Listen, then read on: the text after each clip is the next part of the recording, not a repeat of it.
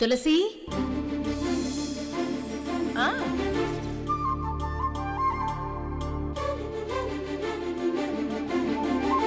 నేను విధవనయ్యే అవకాశం నేనెందుకు ఇస్తాను?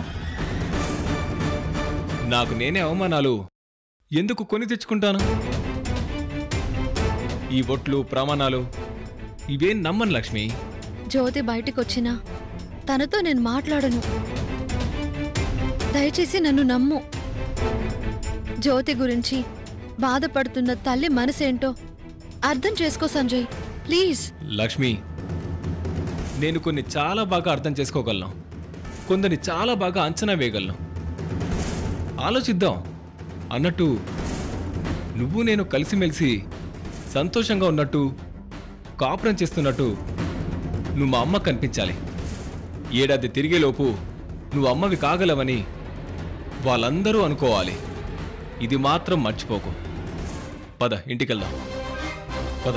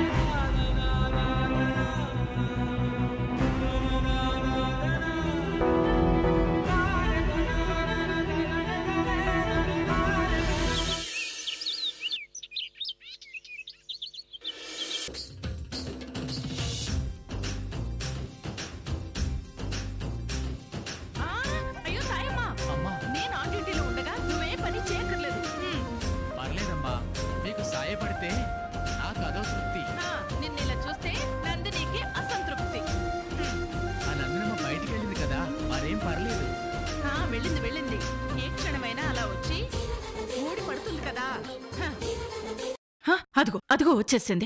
పాపం చేసుకున్న వాళ్ళకి ఆయుష్ ఎక్కువ అంటారుగా, వచ్చేసింది.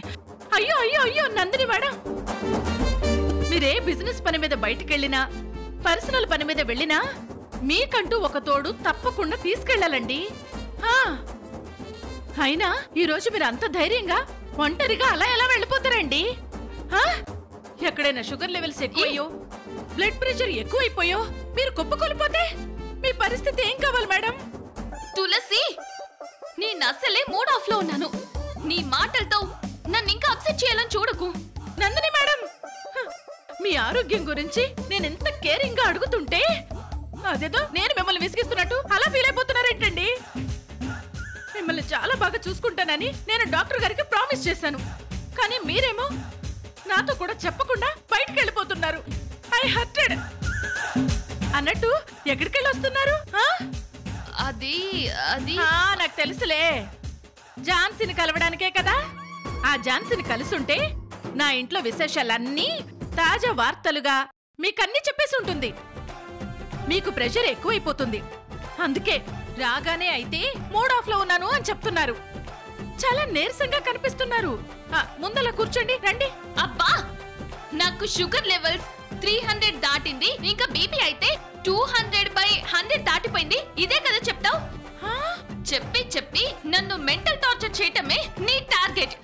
చంపేస్తున్నావు. అయ్యో, ఇదిగో ఈ మాటలు కూడా మీకు బీపీ లెవెల్స్ ఎక్కువైపోయాయి కాబట్టి ఇలా కోపంగా మాట్లాడుతున్నారు. పైగా నేనేం మాట్లాడక ముందే మీరే అన్ని అనేసుకుంటున్నారు.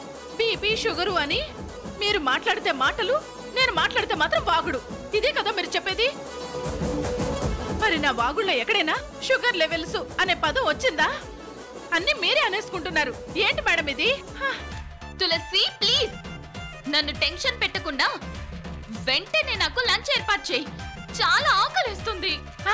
అవునవునవునవును, డయాబెటిక్ పేషెంట్స్ టైంకి తినేయాలి, లేదంటే ఇలాగే అవుతుంది. అంతే. అన్నట్టు మీ లంచ్ నేను ఎప్పుడో ప్రిపేర్ చేసేసాను. మీరు వచ్చాక తింటారనేసి మీ పిన్ని గారు వెయిట్ చేస్తూ ఉన్నారు. సుజాత గారు, నందిని మేడం వచ్చేసారు. పైగా ఆకలితో వచ్చారు. రండి, మీరందరూ కలిసి భోంచేద్దురు గాని. వస్తున్నా. అదిగోండి వచ్చేస్తున్నారు. మేడం, మీరు వెళ్ళి తొందరగా ఫ్రెష్ అయ్యండి, నేను వేడివేడిగా వడ్డించేస్తాను. మరేం పర్లేదు, ఇలాగే తింటాను. ఆకలి దంచేస్తుంది. అయ్యయ్యో, మీ ఇష్టం. రండి, త్వరగా వడ్డించేస్తాను. జాగ్రత్త. రండి. సుజాత గారు రండి, కూర్చోండి. రా నందిని, నీకోసమే వెయిట్ చేస్తున్నాను. ముందు సుజాత గారికి బిర్యానీ. నాకు ఇక్కడ ఆకలి దంచేస్తుందని చెప్తుంటే నువ్వు మా పిన్నికి వడ్డిస్తానంటావేంటి? మీ పిన్నికి వడ్డించడం ఎంతసేపు మేడం? 2 సెకండ్ల పని, ఇట్టే అయిపోతుంది. ఛ! మీకు వడ్డించేనా? ఇదిగోండి, మీకు చికెన్ బిర్యానీ ఇష్టం కదా? చికెన్ బిర్యానీయా? చికెన్ బిర్యానీ నేనే చేశాను. Super super.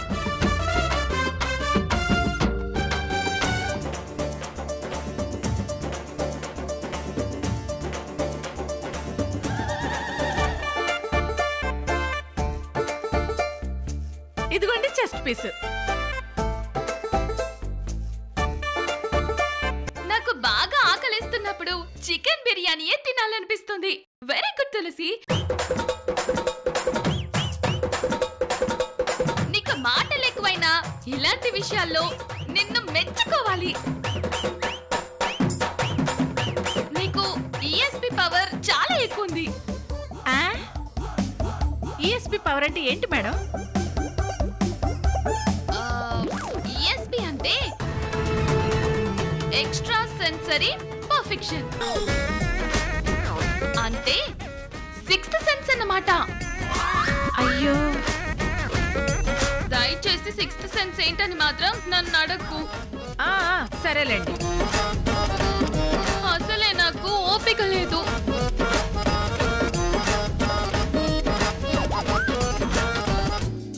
అరే, పొగిడితే ఆగిపోతావేంటి? త్వరగా నాకు వడ్డించు. మీకు స్పెషల్ ఐటెం వేరే ఉంది మేడం, వెళ్ళి తీసుకొస్తాను.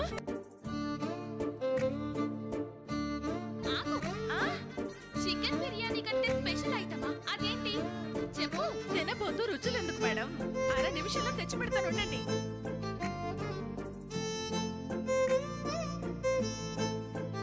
నా కోసం స్పెషల్ ఐటమ్ అంటే మటన్ బిర్యానీ ప్రిపేర్ చేసినట్టుంది. అబ్బబ్బబ్బా, వెరీ గుడ్ తులసి.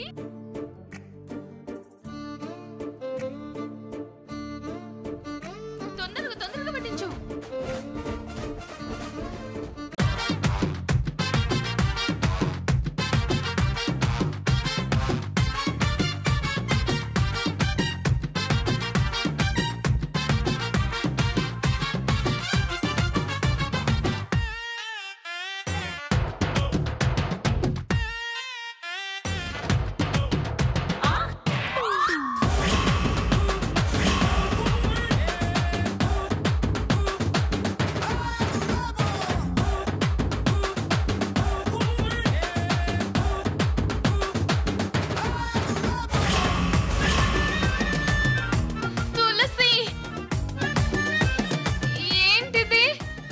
డాక్టర్ సజెస్ట్ చేసిన మీ ఫుడ్ మెన్యూలో ఈ పూట ఇవే ఉన్నాయి. ఆయిల్ లేని గోధుమ చపాతీలు, కాకరకాయ హాఫ్ బాయిల్ కూర. కాకరకాయ, ఐ హేట్ యు. చేదుగా ఉంటుంది. అవును, నేను ఎప్పుడైతే వరకు తినలేదు. అబ్బా,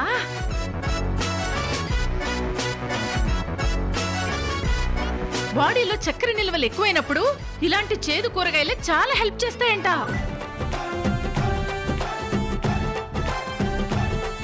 తీపికి విరుగుడు చేదు కదా, ప్రకృతి ప్రసాదించిన ఔషధం.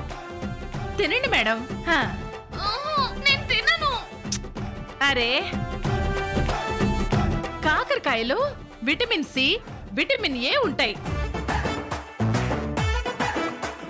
100 గ్రామ్స్ కాకరకాయలో 21 క్యాలరీస్ ఉంటాయి అంతే. ఫైబర్ 2 గ్రామ్స్ ఉంటుంది. మీ ఒంటికి చాలా మంచిది. తినండి మేడం. నాకు ఇవేమొద్దు, బిర్యానీ కావాలి. అయ్యో,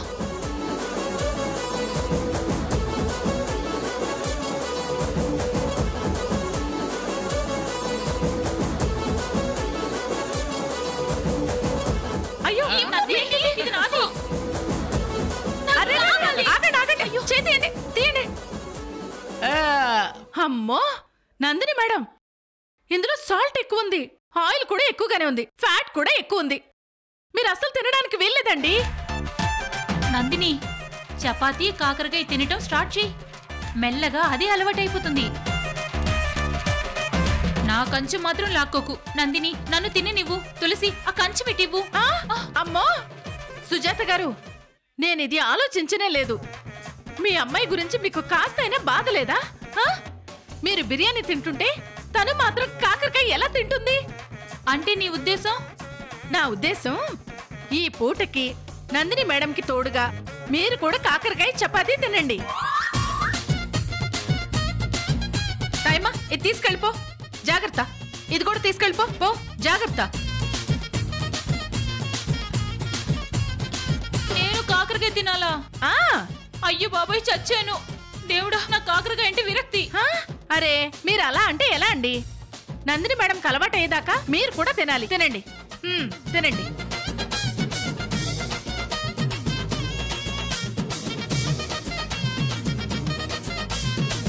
కాకరకాయ కొంచెం ఎక్కువేనా? ఇది తింటే మీకు కూడా అలవాటు అయిపోతుంది. తినండి. అరే నందిని, చూస్తావేంటి? తిను.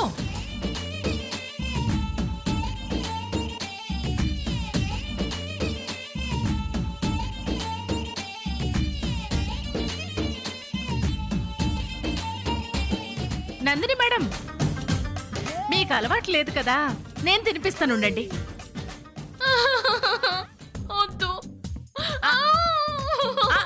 తినండి, తినండి, కొంచెం తినండి.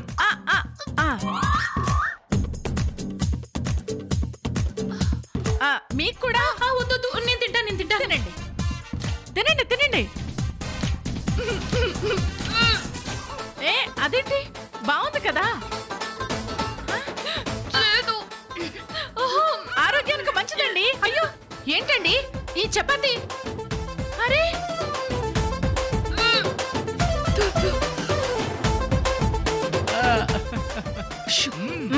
అలా చేయకు.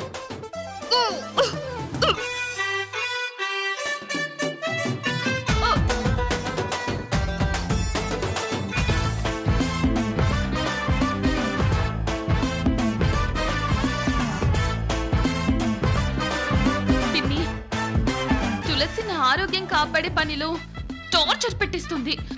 కొద్ది రోజులు ఈ వాగుడు తులసికి సెలవిస్తే మనం కోరింది హాయిగా తినొచ్చు. కానీ ఏమంకతో సెలవివ్వాలి? కర్మ కర్మ, ఛాలెంజ్ చేసి ఈ తులసిని నా ఇంటికి తీసుకురావడమే తప్పైంది. నందిని, అప్పుడే ఏమైంది? ముందు ముందు ఇంకా చాలా ఉంది. నా జ్యోతిరాదిత్యని బయటికి తీసుకొచ్చేదాకా నిన్నిలా టార్చర్ పెడుతూనే ఉంటాను.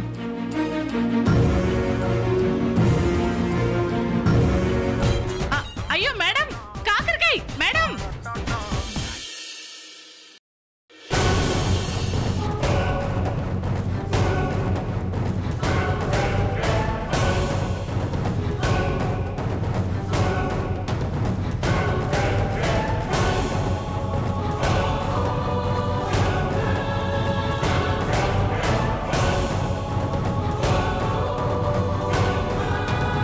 Rishikesh fake person. ఇదే ఏరియాలో ఉంటాడు వెంకట్. వాడుంటున్న ఇల్లు కూడా ఈ చుట్టుపక్కలే ఉంటుంది. మీ అంచనా కరెక్టే అనిపిస్తుంది మేడం. ఈ కాలనీ నాకు కూడా బాగా తెలుసు. మన దగ్గర తన ఫోటో ఉంది కాబట్టి ఇక్కడ ఎవరినైనా అడిగితే వాడిల్లు ఎక్కడో మనకు తెలిసిపోతుంది. వాడిని ఈ రోజు ఎలాగైనా పట్టుకోవాలి. అతను గురువు కాదు, ఫేక్ పర్సన్ అని నేను ప్రూవ్ చేయాలి. అలాగే మేడం, ఎవరైనా అడుగుతాను మేడం. ఏ బాబు, ఇలా రా. ఏంటి? ఏమయ్యా, ఈ ఫోటోలో ఉన్న మనిషిని బాగా చూడు. ఇతను ఎవరో నీకు తెలుసా? తెలుసండి. ఎక్కడుంటాడు ఇతను? ఈ పక్క సందులో చిన్న తోట ఉంటుందండి, అక్కడ గుడిసె ఉంటుంది, ఆ గుడిసెలో ఉంటాడు అతను. జెన్సీ మేడం, వీడు ఎక్కడుంటాడో తెలిసింది. పక్క సందే అంట. వెళ్దాం పదండి.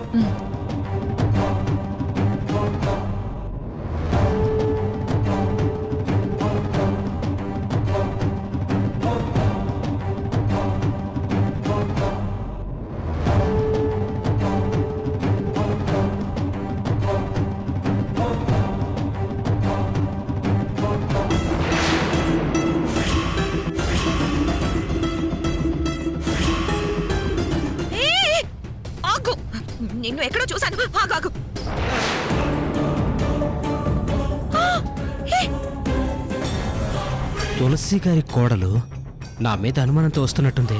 జాగ్రత్తగా మేనేజ్ చేయాలి.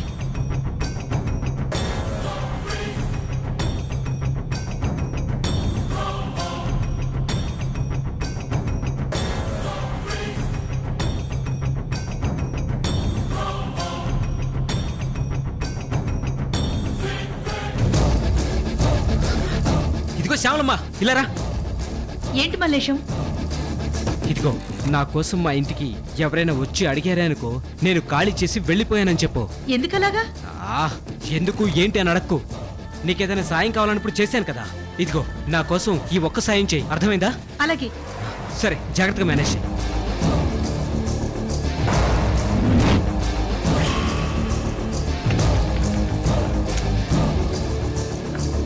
మేడం మేడం, అదే ఇల్లు అనుకుంటాను మేడం. సరే పద చూద్దాం. రండి.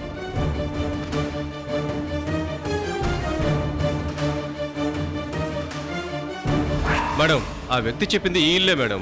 మరి ఇల్లు తాళం వేసి టూలెట్ బోర్డు పెట్టారేంటి? ఖాళీ చేసి వెళ్ళిపోయాడా? ఇక్కడ ఎవరో ఒకరు ఉంటారు కదా, వాళ్ళు అడుగుదాం. ఏమా, ఇట్రామా.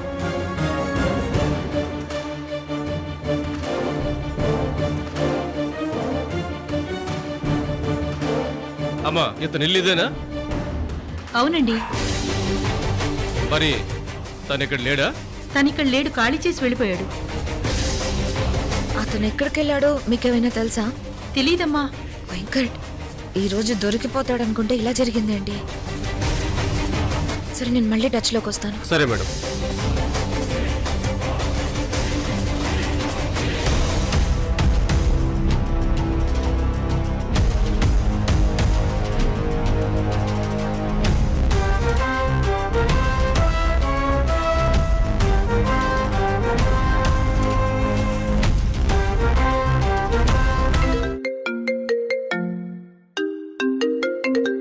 రిషికేష్ గురువుగా మాట్లాడించిన మల్లేశం మళ్ళీ నాకెందుకు ఫోన్ చేస్తున్నాడు?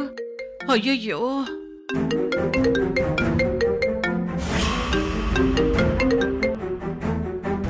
హలో మల్లేశం. నమస్తే తులసమ్మా. నమస్కారాల తర్వాత ముందు విషయం ఏంటో చెప్పు.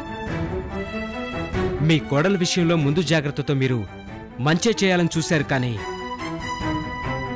మీ కోడలు ఝాన్సీకి నా మీద అనుమానం వచ్చింది. ఈ రోజు నన్ను గుర్తుపట్టి పట్టుకోబోతే తప్పించుకుని పారిపోయాను. ఈ రోజు నా ఇల్లు వెతుక్కుంటూ వచ్చింది. టూలెట్ బోర్డు పెట్టి ఇల్లు ఖాళీ చేసినట్టు వేరే వాళ్ళతో చెప్పించి ఎలాగోలా మేనేజ్ చేశారు. ఝాన్సీ నీ దాకా వచ్చిందంటే నిన్ను అసలు వదిలిపెట్టదు. అదే భయంగా ఉంది మేడం నాకు. నా ఫోటో పట్టుకుని నా ఇంటి అడ్రస్ ఎలా వెతుక్కుంటూ వచ్చిందో, వచ్చేసింది ఇంటి దాకా. అయితే నిన్ను ఝాన్సీ మళ్ళీ చూడలేదు కదా? చూడలేదు తులసమ్మ గారు. అమ్మయ్యా, నాకంతా అర్థమైంది. అయితే నువ్వు వెంటనే కొద్ది రోజులు ఈ ఇల్లు వదిలి ఊరు వదిలి వెళ్ళిపోవాలి.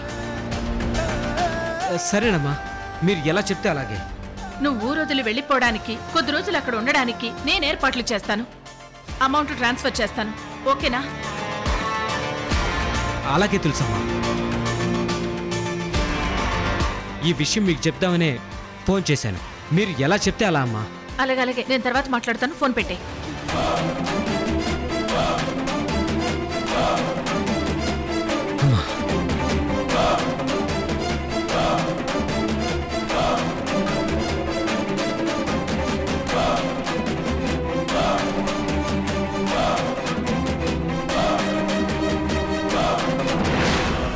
భార్యాభర్తలు కలిస్తే గర్భాశయంలో బేబీ ఫామ్ అయితే మాత్రం ఆమె ప్రాణాలకి ప్రమాదం.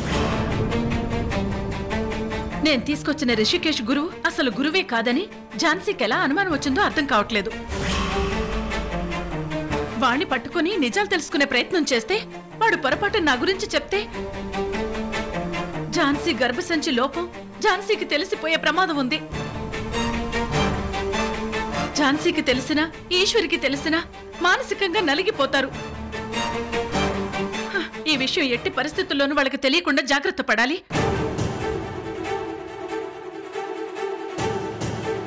రిషికేష్ నుంచి వచ్చిన గురువు అలా వచ్చిన గురువు కాదు. నిన్ను నన్ను వేరు చేయడానికి ఆ ఫేక్ పర్సన్ అపాయింట్ చేసింది మీ అమ్మే అని ఇప్పుడే ప్రూవ్ చేస్తాను. ఝాన్సీ చెప్పమ్మా. రిషికేష్ స్వామీజీ గురించి ముందుగా మీకు తెలుసా, లేదంటే తులసి అత్తయ్య తన గురించి చెప్తే మీకు తెలిసిందా? ఆ గురువు గురించి తులసిమ్మే చెప్పిందమ్మా.